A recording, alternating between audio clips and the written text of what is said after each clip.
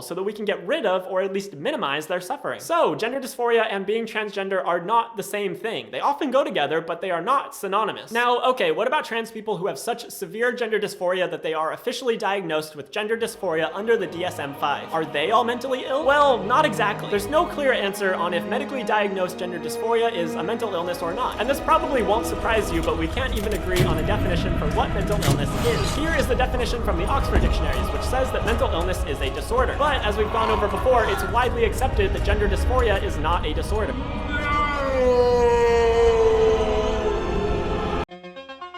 Yep, that's me.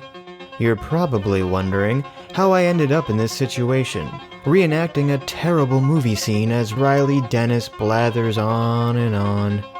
Well, this isn't a tale for the faint of heart, but begins with one very foolish Sitch who just didn't listen to the Warski brothers.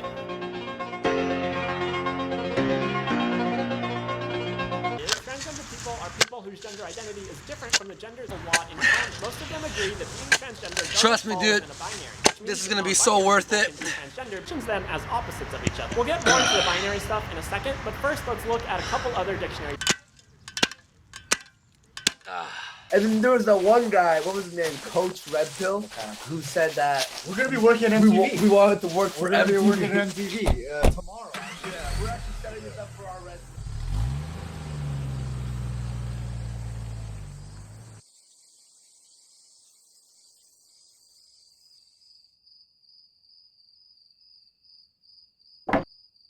Perfect.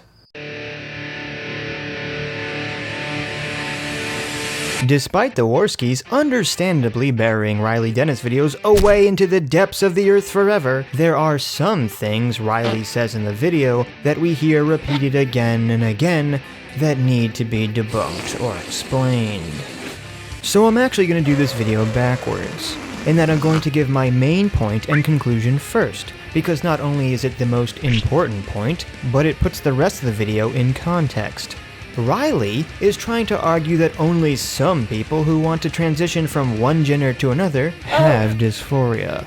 Here's what Riley doesn't understand. The medical community does not provide hormone treatment and surgery options to people with gender dysphoria because those people feel they are another gender. The medical community only provides these treatment options because of the dysphoria.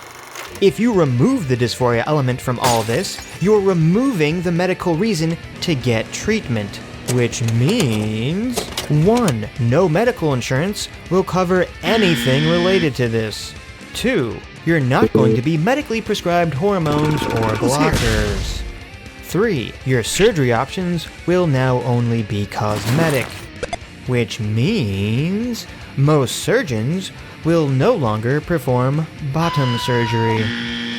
This, Riley, is what you don't get. Now let's start the video! I think this is just a misunderstanding of the difference between gender dysphoria and being transgender. Is not the politically correct way of saying gender dysphoria. I think I made that point with a little more gusto. But first, let's look at a couple other dictionary definitions. This is the Merriam-Webster definition, which doesn't use binary language at all and calls gender dysphoria a distressed state or a psychological disorder. The problem with this is that technically gender dysphoria is not classified as a disorder anymore. Wait! Wrong! It's still in the DSM-5, and if you look at the title, you'll see it says Diagnostic and Statistical Manual of Mental Disorders, which, spoiler alert, means everything inside is classified as a mental disorder. In the DSM-4, gender dysphoria was called gender identity disorder. But when the APA came out with the DSM-5 in 2013, they dropped gender identity disorder and added gender dysphoria. They were very clear that gender dysphoria is not a disorder, and this change was made with the intent of depathologizing that experience. Isn't that cute? But it's wrong! First of all, you're quoting the wrong APA. That is the American Psychological Association. The APA that writes the DSM is the American Psychiatric Association. I'm going to assume this is an honest mistake. since they both stupidly have the same acronym. Though I do find it a little strange that in the sources you link the correct APA statement on why they changed the terminology. Though I'm not sure how helpful it would have been for your video, because they say they changed the name to help alleviate the stigma of the word disorder. Not because it's no longer a disorder. They also don't have the word depathologize that you can highlight and either mistakenly or purposely misconstrue. Because even if we read the other APA statement that you put on the screen, it doesn't say what you said it says. Gender identity disorder suggests that the gender identity is disordered. Yet having any gender identity, including a transgender identity, is not a disorder, which I know some of you disagreed with in my last video, but we're talking about what is officially recognized here. Rather, the distress that some transgender people may experience at some point in their lives may be of clinical concern. So what they're not saying, that it's no longer a disorder as you claim. They're saying that feeling like you have a gender identity different from your birth sex is within itself not a disorder. It's the dysphoric feelings one has that is the disorder. Thus the name change makes sense. I know you know this, Riley, because you literally say it a few minutes later in this video. So why the hell are you presenting this statement incorrectly? But when talking about gender dysphoria, we really need a solid definition that everyone can agree on. The best place we can go to for that is the professional organization that actually diagnoses gender dysphoria, the American Psychiatric Association. Holy shit, Riley! You're finally talking sense!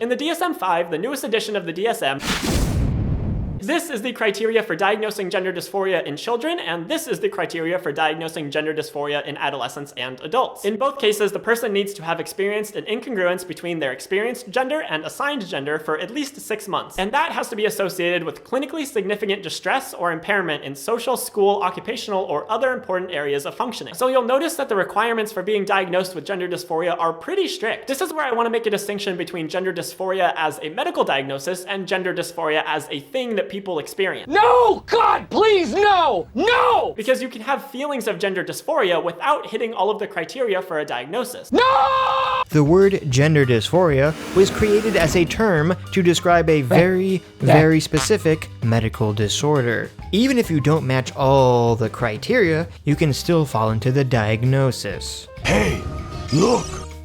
Another category in the DSM. Unless of course you're trying to wear down the meaning of the word gender dysphoria to simply be colloquial in nature, the same way people say, I'm depressed, and they just mean Wah! I'm sad about stuff! Wah! and not clinically depressed, which if that's what you're doing, It's time to stop. For instance, if someone has feelings of gender dysphoria for less than 6 months, they won't be diagnosed. If someone feels distress, but not a clinically significant amount of distress, they won't be diagnosed. then you don't have gender dysphoria. But that feeling of distress, whether diagnosable or not, is gender dysphoria. It's time to stop! So let's set aside gender dysphoria as a diagnosis for a second and just talk about gender dysphoria as a thing that people feel and experience. Think I'm gonna kill myself. Cause a little suicide. Here's the APA's definition again, and this is where I need to clarify another thing. I think a common misconception when talking about gender dysphoria is that people think it means the incongruence between your experienced gender and assigned gender. However, it's really talking specifically about the distress associated with that incongruence. Thank you for your cooperation. Good night. So, as the APA says, you can experience an incongruence between your experienced gender and your assigned gender without experiencing distress related to that. And that's why there are some trans people who don't experience gender dysphoria. Exactly. And those people are not recognized as having a biological medical condition, which means they're not eligible for treatment. Is that what you're trying to say, Riley? Because I feel like that's not what you're trying to say. Because they feel an incongruence between their gender and the gender they were assigned at birth, but they don't feel distress over it. And gender dysphoria isn't the incongruence itself, it's the distress caused by the incongruence. But their levels of distress because of that can vary wildly. Some trans people experience very significant distress, some experience mild distress, and some don't experience any distress at all. So you may be asking what the point of Riley going through all this is. The point is because she's tired of people saying she's not really trans, because she supposedly doesn't have dysphoria, and because she believes that having gender dysphoria be labeled as a mental illness creates a negative stigma, which hurts people's feelings.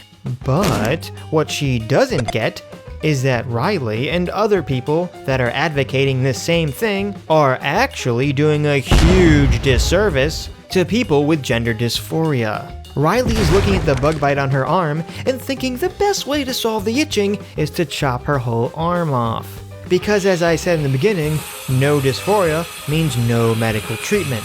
So are feels really more important than that? The definition of transgender doesn't say anything about distress, which is what gender dysphoria is. So while lots of transgender people do have gender dysphoria, it's not a requirement for being transgender. But look, I understand why people might get defensive about trans people who don't have gender dysphoria or who have less severe gender dysphoria being included in the definition of transgender. I know! It's almost like all these trans activists came out of the woodworks when society started openly accepting people with gender dysphoria and decided to latch on to people with gender dysphoria and leech the goodwill and protection society is giving a medical condition to something that has yet to be shown to have any sort of medical basis, while simultaneously making it harder for people with gender dysphoria to get proper treatment by constantly blurring the definition of these terms and accidentally and ignorantly advocating for the utter destruction of medical treatment for people with gender dysphoria. Great job, guys! Just because some trans people suffer in a particular way doesn't mean that all trans people will suffer in that same way. It's even possible that some trans people suffer without talking about it. But either way, I think it's pretty messed up if you have to prove that you've suffered an arbitrarily significant amount to be considered a true trans person. This, folks, is the confusion that arises when people conflate a medical disorder with a bunch of social gender feels. That's not an official definition anywhere, and I'm glad that it's not. Basing an identity on how much you suffer seems like a pretty bad idea to me. And here, Riley accidentally exposes why her ideas on all this are completely fucked. Gender dysphoria is not an identity. It's a disorder. Should people suffering from clinical depression base their identity around that? What about bipolar people? ADD? Should they all be defining themselves solely around a mental illness? Doesn't seem like a good idea to me. In fact, in my last video about this topic, I even had people with gender dysphoria leave comments about how they're sick of this identity crap, and they just want to transition and get the fuck on with their lives. The goal should be to make people feel accepted in their gender or their sexuality as early as possible so that we can get rid of or at least minimize their suffering. No! The goal with treating gender dysphoria is to cure or alleviate the symptoms of a fucking medical disorder! Now, okay, what about trans people who have such severe gender dysphoria that they are officially diagnosed with gender dysphoria under the DSM-5? Are they all mentally ill? Yes. Well, not exactly. What the fuck? There's no clear answer on if medically diagnosed gender dysphoria is a mental illness or not. There's no clear answer on if medically diagnosed gender dysphoria is a mental illness or not.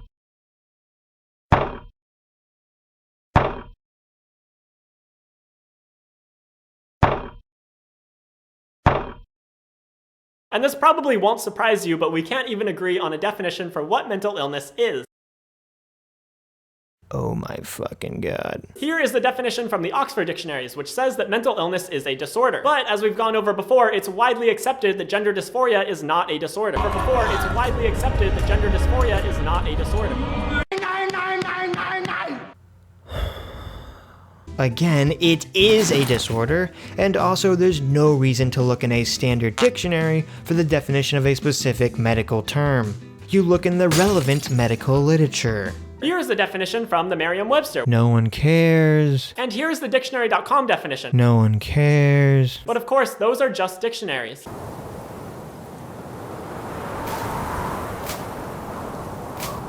It don't matter. None of this matters. Here is the APA's definition of a mental illness, which is more broad and pretty similar to the Merriam-Webster definition. Whoa, whoa, whoa, whoa, whoa! Hold the fucking phone. That is not the APA's definition of mental illness. I mean, it's like a dumbed-down version of it. Oh, I see what you did. You went to the APA's website and just cut out the first opening paragraph of an article explaining a complicated concept. I mean, it says the words are, so I guess I can see where the confusion comes from of it being the definition. I don't know why you didn't look in the DSM-5 and use the definition there, or simply read the rest of the article, which has a better jargon-free definition for all us normies. But Sitch, that looks almost the exact same. You're just being an asshole. First of all, yes, I am being an asshole. That's my default setting. But more importantly, Riley didn't explain the definition, so I can only assume Riley doesn't understand the definition of a mental illness, which is a pretty huge fuck up when that's the entire point of the video. So the DSM says, a mental disorder is a syndrome characterized by clinically significant disturbance in an individual's cognition, emotional regulation, or behavior that reflects a dysfunction in the psychological, biological, or developmental process underlying mental functioning. Mental disorders are usually associated with significant distress or disability in social, occupational, or other important activities. So what the fuck does that mean? To simplify, a mental disorder is when a person has a significant and negative disturbance in their thinking, emotional state, or how they act. And this negative disturbance causes them distress and or hurts their ability to function in society, their job, their family, etc., etc. Damn! Girl, that breath smell like it's been in the Civil War. Are you crazy? It's gonna be super creepy and scary. That's why it's gonna be lit. Wait! Fouesytube is in a Medea movie, his second Medea movie. Fouesytube, the guy Colossal is crazy, wrecked so hard that Fouesytube ordered a false copyright claim against Colossus's exposed video just so he could steal a month's worth of ad revenue because he's a total piece of shit, Fouesytube. What about the times I bought my parents a house? You didn't. Welcome to the DOF house. He's literally titled the video, Bought My Parents a House. Except the house is in his name, he owns 100% of the property, and he's the one who's going to live in it when he gets married. Especially if it's their first home. It's for you. Okay, well I'm happy. It's for me and my future wife. It's for me and my future wife. That's correct. Alright mate, I bought you this house. Well, yes, but no, you didn't. So maybe Riley did understand the definition of a mental illness, and just decided to wave it away as too broad with no explanation, because we can clearly see that gender dysphoria undoubtedly fits under the APA's definition. However, the APA doesn't seem to call gender dysphoria a mental illness, but it also doesn't seem to say that it isn't. And other organizations have differing views as well. The UK's National Health Service says plainly on their website that gender dysphoria is not a mental illness. Who gives a fuck what a bunch of limey Brits say? I live in America, where we eat freedom and shit liberty. Okay, but seriously, the UK NHS website is an utter pile of crap. I attempted to find what their definition of a mental illness is, something you think would be a fairly straightforward and easy thing to find, but guess what?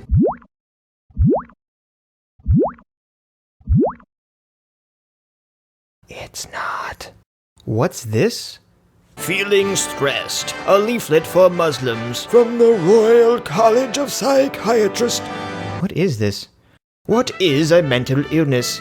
In times of stress, it is natural to feel down or upset. Mental illness is any illness of the mind. It can affect how you think, how you feel, and how you behave.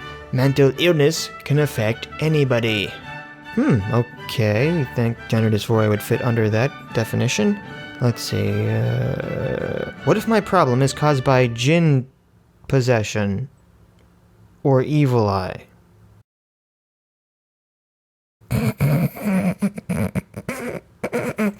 People can mistake mental illnesses for jinn possession or evil eye. So even if you feel that you may be possessed or cursed, it is important that you see a doctor to find out if you have a mental illness. This is on the official Royal College of Psychiatrists website. What about faith healers and traditional remedies? If you use traditional remedies, it is important to see a doctor. Some traditional remedies can be harmful to someone with mental illness. Hitting or beating someone with mental illness will never make them better, and is a crime. Thank you, England. Isn't prayer enough to cure this illness? Prayer is very important, but since we know these problems are caused by an illness, it is important to seek help from a doctor for the problem in addition to prayer. The prophet, peace be upon him, said, "Make use of medical treatment, for Allah has not made a disease without appointing a remedy for it." This is a good website.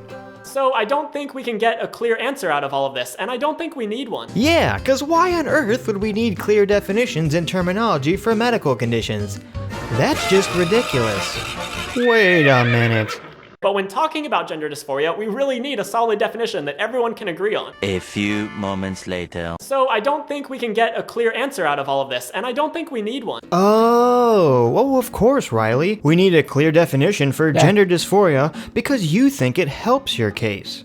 But since a clear definition of mental illness hurts your case, well, you know, fuck it. Because if someone feels like they have an illness of some kind, let's just pump them full of drugs and hope everything works out for the best. Let's not make sure the person actually has the illness first. Hey, doctor, I feel like I'm depressed. Load me up with brain-altering antidepressants without making sure I actually need them. And yes, I know some doctors do this. Shut the fuck up. Say there's a medical criteria that must be met to receive medical treatment? Are you denying my experience of reality? I demand drugs now! This is obviously a field where terminology is developing quickly, and mental illness might have different connotations for some people than it does for others. Oh, I get it. Instead of educating people about the proper meaning of the word mental illness, and working to eliminate the stigma around it, like we've done with depression, anxiety disorders, ADD, bulimia, fuck it. Let's just throw it all out the window. For now, diagnosed gender dysphoria can be a mental illness, but it doesn't have to be. Stop it! Stop it! Stop it! Stop it! Stop it! So, to recap, being trans is not a mental illness. But a lot of trans people have gender dysphoria. Yes. And some of those people have severe enough gender dysphoria that it can be diagnosed. No. And some of those people experience their diagnosed gender dysphoria as a mental illness. Make it stop. Study after study has found that the #1 reason that trans people suffer is a lack of social acceptance, not anything inherent to their identity. Be careful to note that Riley said transgender, not gender dysphoria. So these 3 studies have nothing to do with what Riley just said. This one is about how people deal with gender dysphoria after transition surgery, and these 2 are about the effects of hormone treatment on making people with gender dysphoria feel better. Shit, Riley, you can just read the titles. And while this one does have to do with what you said, they have lumped together all transgender people. So you have people with gender dysphoria and people without gender dysphoria. So at least for my purposes, I don't give a shit what the conclusions are. One study from 2016 in the Lancet Psychiatry Journal found that, for trans people, distress and dysfunction were very common but not universal and were more strongly predicted by experiences of social rejection and violence than by gender incongruence, consistent with the perspective that these reflect the result of stigmatization and maltreatment rather than integral aspects of transgender identity. First of all, a Mexican study? Really? I realize I'm a Tijuana doctor and all, but even we have scruples. I could lose my license to practice Mexican medicine. Okay, so to fully explain why I think this study's conclusion is faulty, would add another 5 to 8 minutes on a video that is already 30. So, you know. But fortunately for me, not having to animate that, and for you not having to sit through it, this study is specifically about having transgender identity not be labeled as a mental illness, not gender dysphoria. So I can just say this study's irrelevant to my point. Whew. Another study from 2012 found that having supportive parents was a huge factor in whether trans youth were depressed or attempted suicide. For trans youth with unsupportive parents, 75% experienced depressive symptoms. For trans youth with supportive parents, that number was only 23%. Likewise, for trans youth with unsupportive parents, 57% attempted suicide. For trans youth with supportive parents, that number dropped all the way to 4%. Really? Having your parents support you makes you feel less shitty in life? I bet no one ever knew that before. Check out the big brain on Brad. You a smart motherfucker. Transgender people are more likely to commit suicide than cisgender people. The National Transgender Discrimination Survey found that in 2011, 41% of trans people had attempted suicide, compared to only 1.6% of the general population. But remember that that's a correlation and not a causation. Being trans doesn't inherently make people suicidal, but being bullied and harassed and misgendered and attacked does often make people suicidal. The problem is societal stigma and lack of acceptance, not transgender identities. But in the end, this is all fucking pointless, because even if we deny reality and remove the mental illness label from gender dysphoria, it will be a medical problem, a fuck up in your brain. You are born with something in your brain that makes you think you were born the wrong gender. If that's not a problem, I don't know what the fuck the definition of a problem is. From purely a biological evolutionary perspective, it's something that would definitely create a pretty big roadblock in the whole surviving and propagating thing. So yeah, Riley, I get it. It sucks. No one wants to be told they have a mental illness. And yes, assholes will use that to insult you, but guess what? That's just life. Hello, Ed boys. Many doors, yeah? As Jordan Peterson always likes to point out, the way you prepare yourself to overcome demons and dragons is to strengthen yourself. To fight smaller battles that condition yourself to fight the big battles. You know, the same way you condition your body when you exercise? You start small and work up. Hiding from the world and trying to create a fake safe bubble around yourself only makes you weaker and more fragile. And hey, I wish this wasn't the case, Riley. I wish we lived in the Star Trek Utopia world, where they could wave a fucking thing in front of you and fix 99.9% of medical problems. But we don't live in that world yet, Riley, and we're never gonna get there by playing pretend.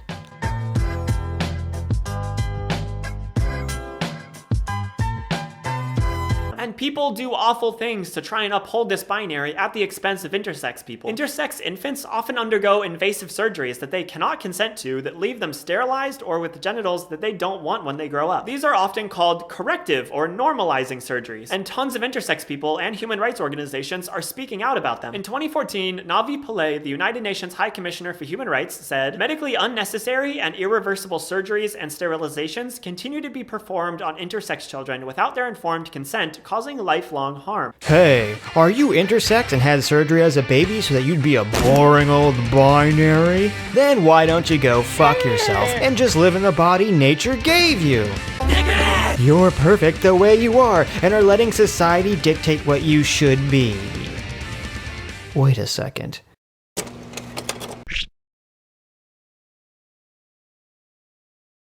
Oops.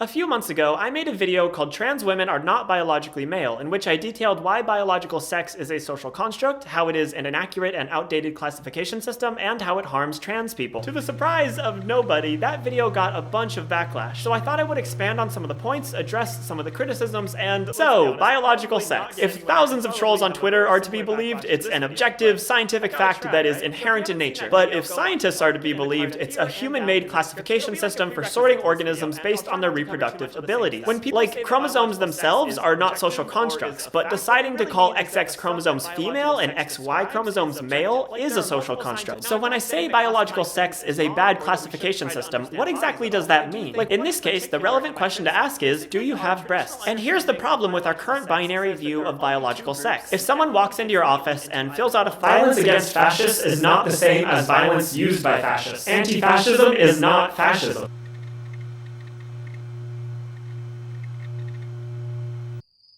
You can argue all day that words are not violence, but the Holocaust didn't pop up out of nowhere. It started with words.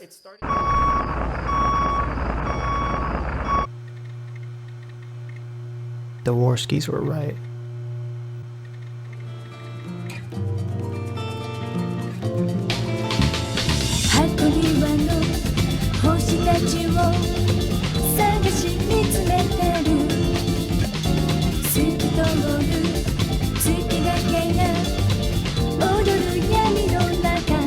Hey, want to hear the most annoying sound in the world?